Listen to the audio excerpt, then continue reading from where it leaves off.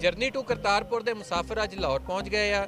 ਸਰਦਾਰ ਗੁਰਚਰਨ ਸਿੰਘ ਬਨਵੈਦ ਦੀ ਅਗਵਾਈ ਦੇ ਵਿੱਚ ਜਿਹੜਾ ਕੈਨੇਡਾ ਤੋਂ ਸ਼ੁਰੂ ਹੋਇਆ ਸੀਗਾ ਕਾਰਵਾਂ ਕਰਤਾਰਪੁਰ ਲਈ, ਉਹ ਉੱਥੋਂ ਹੁੰਦਾ ਹੋਇਆ ਮੁਖਤਲਿਫ ਮੁਲਕਾਂ 'ਚੋਂ ਹੁੰਦਾ ਹੋਇਆ ਇੰਗਲੈਂਡ ਤੋਂ, ਜਰਮਨੀ ਤੋਂ, ਅੱਗੇ ਤੁਰਕੀ, ਈਰਾਨ, ਸਾਰੇ ਮੁਲਕਾਂ 'ਚੋਂ ਘੁੰਮਦਾ ਹੋਇਆ ਅੱਜ ਲਾਹੌਰ ਪਹੁੰਚ ਚੁੱਕਿਆ।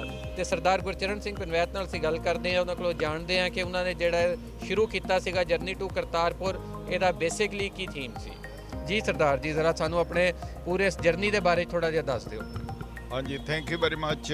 ਮੇਰਾ ਨਾਮ ਗੁਰਚਰਨ ਸਿੰਘ ਬਨਵੈਦ, ਕੈਨੇਡਾ ਦਾ ਰਹਿਣ ਵਾਲਾ। ਕੈਨੇਡਾ ਤੋਂ ਅਸੀਂ 10 ਦਸੰਬਰ ਨੂੰ ਸੈਪਟੰਬਰ ਨੂੰ ਸ਼ੁਰੂ ਕੀਤਾ ਸੀ ਇਹ ਜਰਨੀ। ਜਿਹੜੀ ਜਰਨੀ ਸੀਗੀ, ਇਹਦਾ ਮਤਲਬ ਆ ਕਿ ਵਰਲਡ ਪੀਸ ਲੈ ਕੇ ਆਏ, ਜੋ ਟੈਨਸ਼ਨ ਚੱਲ ਰਹੀ ਆ ਦੋ ਨੇਸ਼ਨਾਂ ਦੇ ਵਿੱਚ, ਉਸ ਦਾ ਸੁਨੇਹਾ ਦਿੰਦੇ ਹੋਏ ਤੇ 550 ਸਾਲਾ ਗੁਰੂ ਨਾਨਕ ਸੱਚੇ ਪਾਤਸ਼ਾਹ ਦਾ ਜਿਹੜਾ ਪ੍ਰਕਾਸ਼ ਹੁੰਦਾ ਉਸ ਦੇ ਪਰਥਾਏ ਅਸੀਂ 15-20 ਕੰਟਰੀਆਂ ਨੂੰ ਪਾਸ ਹੁੰਦੇ ਹੋਏ 21,000 ਕਿਲੋਮੀਟਰ ਕਰਕੇ ਪਾਕਿਸਤਾਨ ਦੇ ਵਿੱਚ ਪ੍ਰਵੇਸ਼ ਹੋਏ। ਜਦੋਂ ਪਾਕਿਸਤਾਨ ਆਏ ਤੇ ਬੜਾ ਹੌਟ ਇੱਕ ਵੈਲਕਮ ਹੋਇਆ।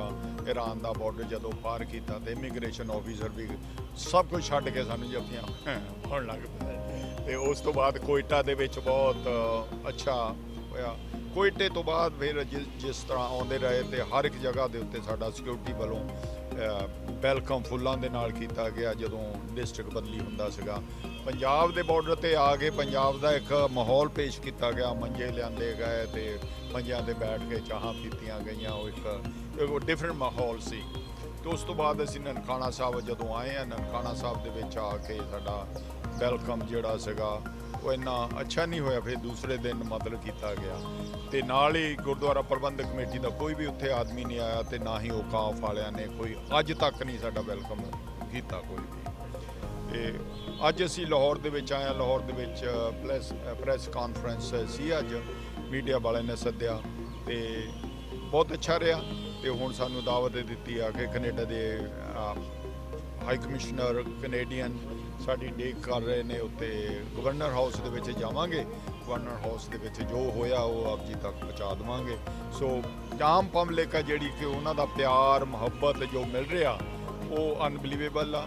ਤੇ ਪਾਕਿਸਤਾਨ ਇੱਕ ਬਹੁਤ ਹੀ ਅੱਛਾ ਪੀਸਫੁਲ ਦੇਸ਼ ਆ ਜਿੱਥੇ ਕਿ ਮੁਹੱਬਤ ਆ, ਪਿਆਰ ਆ, ਇਹ ਵੰਡਿਆ ਜਾ ਰਿਹਾ। ਇਸੇ ਦੇਸ਼ ਨੇ ਬਹੁਤ ਸਾਰੇ ਪੀਰ ਪੈਗੰਬਰ ਨੂੰ ਜਨਮ ਦਿੱਤਾ, ਆਸ਼ਿਕਾਂ ਨੂੰ ਜਨਮ ਦਿੱਤਾ ਤੇ ਬਾਕੀ ਹੋਰ ਧਰਤੀ ਇਹੋ ਜਿਹੇ ਨਹੀਂ ਤੁਹਾਨੂੰ ਮਿਲਦੀ ਜਿੱਥੇ ਕਿ ਜਿੰਨੇ ਇੱਥੇ ਹੋਏ ਨੇ। ਉਸੇ ਜਗ੍ਹਾ ਦੇ ਉੱਤੇ ਗੁਰੂ ਨਾਨਕ ਦਾ ਵੀ ਜਨਮ ਹੋਇਆ, ਜਿਸ ਨੇ ਕਿ ਦੁਨੀਆ ਦੇ ਉੱਤੇ ਇੱਕ ਨਾਰਾ ਲਾ ਕੇ ਸਭੇ ਸਾਂਝੀ ਵਾਲ ਸਦਾਇਨ ਕੋਈ ਨਾ ਦਿਸੇ ਵਾਹਰਾ ਜਿਉ ਅੱਬਲ ਅੱਲਾ ਨੂਰ ਉਪਾਇਆ ਕੁਦਰਤ ਕੇ ਸਭ ਬੰਦੇ ਏਕ ਨੂਰ ਤੇ ਸਭ ਜਗ ਉਪਜਿਆ ਕੌਣ ਭਲੇ ਕੋ ਮੰਦੇ।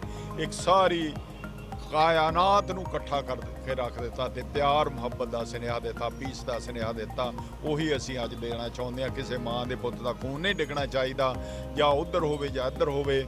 ਕਿਸੇ ਵੀ ਮਾਈ ਲਾਲ ਦਾ ਮਾਂ ਦੇ ਪੁੱਤ ਦਾ ਖੂਨ ਜਿਹੜਾ ਧਰਤੀ ਤੇ ਡਿੱਗਦਾ ਤੇ ਉੱਧਰ ਮਾਂ ਰੋਂਦੀ ਹੈ, ਇੱਧਰ ਨਾਨੀ ਰੋਂਦੀ ਆ।